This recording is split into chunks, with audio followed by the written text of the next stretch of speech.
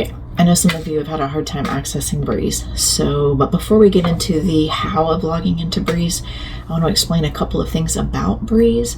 Breeze is completely separate from our church website. Our church website is crosswaytallahassee.org, and it's accessible on any internet browser by searching Crossway Church and Tallahassee. It's public. Breeze is an app that works with our secure church database. Our database holds things like our current directory, our Kidstown check-in, our calendar, our sign-up forms, our volunteer schedules. This is why you need to have an account to log in for that information, because it's not open to the public. Some of the information is duplicated, like events will be on the website, but most of it is not. So if you want to get into Breeze so you can access the directory, or so you can see the next time you're scheduled to serve in a ministry area, or you need to put in your blockout dates so that your volunteer coordinators don't schedule you when you're out of town, then you need to have a profile in our church database. Now, if you have ever received text from Crossway Church, you're in the database, but we might only have your name and your phone number in there. For you to access Breeze, we're going to have your email. So the first thing you can do is reach out to me through our church website.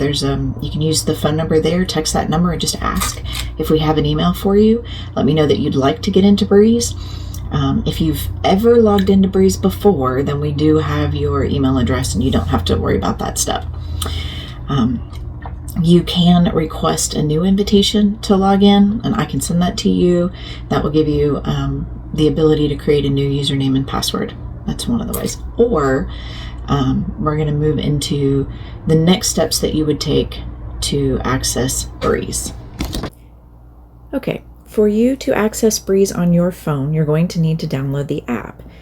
What you're looking for from your app store is the icon in the middle of the screen that is blue with a white lowercase b. You're going to search for Breeze Church Management Software. That way, because a lot of things come up under Breeze. But it's Breeze Church Management Software. You're going to install that on your phone, and then we can get started. So we open it. The first page that you are going to see when you open it, it's going to ask for the church subdomain. And all that is Breeze needs to know which church you're trying to log into. They oversee many churches. So we have a specific subdomain. Once you type this in theory, you shouldn't have to type it in again, but it's an app, so occasionally you're going to get fully logged out.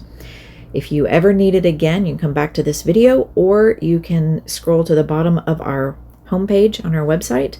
It's listed there. It's also listed on our month at a glance sheets in the foyer. But our church subdomain is Crossway Online. That's all one word. And it doesn't matter, uppercase, lowercase, it's not case sensitive, but Crossway Online, click continue. As soon as you do that, you should see our logo at the top of the page with the words Crossway Church. If you don't see that, then there has been an error and you're trying to log into a different church.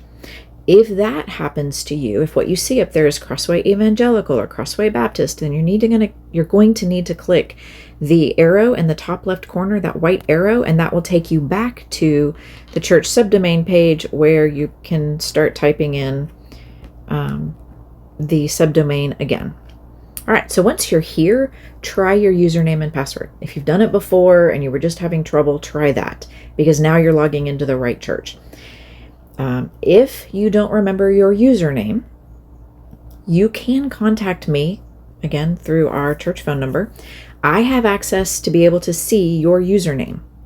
If you don't remember your password, I can't help you with that because I'm not allowed to see your passwords. So what you do then is you hit forgot password and you type in your email address. Now this is the only tricky part with the email address. It has to be the email address that we have on file for you. So if you do this step, you see the logo at the top of the page, you type in your email address, you've waited a day, sometimes it takes a minute.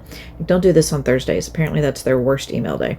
But if you have waited and you've not received a link to reset your password, then please contact me because I can tell you what email address we have for you in our database.